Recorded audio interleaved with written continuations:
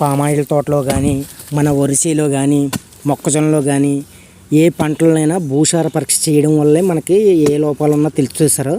Fertiliser ఎక్కువ వేసేస్తున్నారు, fertiliser కరుగుతులేదు భూములను. అందువల్ల వరిచేను దుబ్బుకుళ్ళిపోయి చనిపోవడం కానీ, అక్కడ మొక్క తీసుకోకుండా ఫెర్టిలైజర్ తీసుకోలేకపోతుంది. దానివల్ల ప్రాబ్లం వస్తుంది. కాబట్టి భూసార పరీక్షలు చేయించుకోవాలి రైతులందరూ. దీనికి మనం చేస్తామండి. ఏరీస్ కంపెనీ రాజు 8008885877 అండి.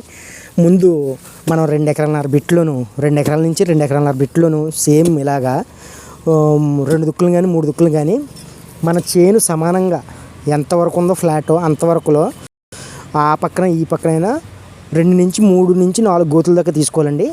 ఈ ప్రకారం తీసుకున్న తర్వాత కంపల్సరీ అప్పుడు ఇందులో తీసిన మట్టి అంతా బయటికి పోసేసి కనవ నుంచి 2 అడుగులు తీసుకోవాలి. అప్పుడు చుట్టూరు ఇదేమో తీసేసి బయట పారబోసేయాలండి. తర్వాత అంతలోతు తీసిన తర్వాత చుట్టూరు అంచు లైట్గా మళ్ళీ గోక్కుని ఆ మట్టి తీసుకున్నదే ఆ మట్టి మనం ఆ పొరల వచ్చిన మట్టినే మనం భూసార పరీక్ష తీసుకుంటామండి. అయితే ఇది వెంటనే ఏం జరగదండి. ఒక వారం రోజులు 10 రోజులు ఇంటికాడ ఆరబెట్టాలండి. ఎండలో గట్ట పెట్టకుండా ఇంటికాడ నీడ పట్టున ఆరబెట్టాలి. వర్షంలో తడవకూడదు, ఇంటికాడ నీళ్ళలో తడవకూడదు. అప్పుడు దీన్ని మనం పొడుం కింద చేసి అప్పుడు మేము టెస్ట్ చేయడానికి వస్తామండి. ఒక 4-5 టెస్టులు అందరే కలిపి ఉదుక్కుని చేస్తాం సార్. ఏదైనా గుడికాడో ఎక్కడ ఉదుక్కునా అప్పుడు రైతులందరూ చూడొచ్చు. ఈ టెస్ట్ చేసుకుంటే కనుక రైతులకి బాగా ఉపయోగపడుతుందండి.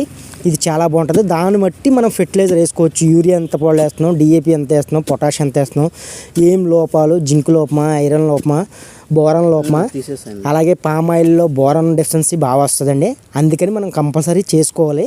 ఇది చేసుకోవడం వల్ల అంత ఉపయోగం ఉంటుంది, బాగుంటుందండి. రైతులందరికీ నమస్కారం. Thank you sir.